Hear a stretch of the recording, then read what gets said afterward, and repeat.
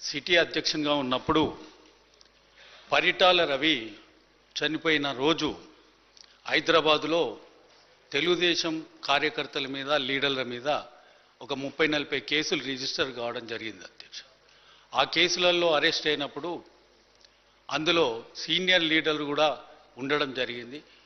నేను తెలుగుదేశం పార్టీకి అడ్వకేట్గా పనిచేసి అందులో ఆ 30 కేసులను కూడా ట్రయల్ చేసి అక్విటల్ చేయడం జరిగింది. ఆ సందర్భం నుంచి మాగంటి గోపీనాథ్ గారు నేను బాగా కలవడము.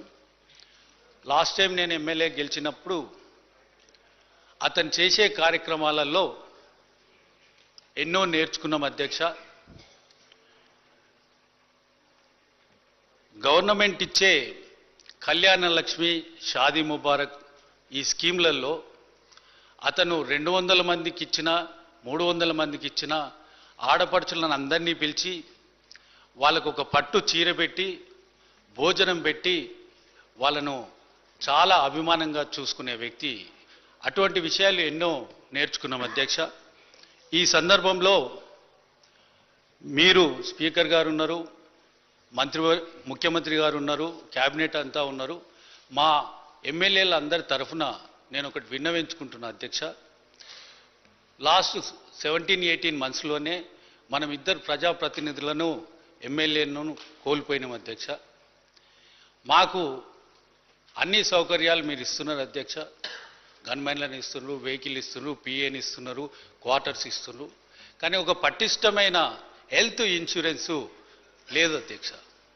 ఒక ఎమ్మెల్యే హాస్పిటల్ పోయినప్పుడు ఏ విధంగా హెల్త్ ఇన్సూరెన్స్ను వాడుకోవాలి, ఏ హాస్పిటల్లో పోతే ఎమర్జెన్సీ హెల్త్ ఇన్సూరెన్స్ అనేది ఉంటుంది, అటువంటి ఏవి మా వివరాలు మా ఎమ్మెల్యేలకు తెలియదు అధ్యక్ష.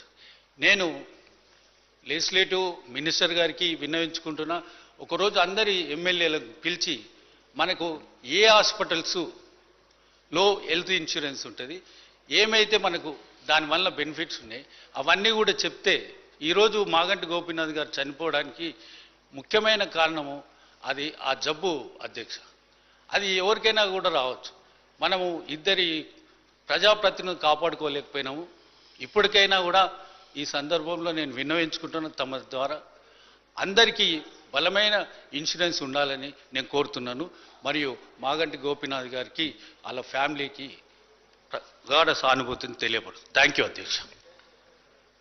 I request Sri Gopal Garu. Last.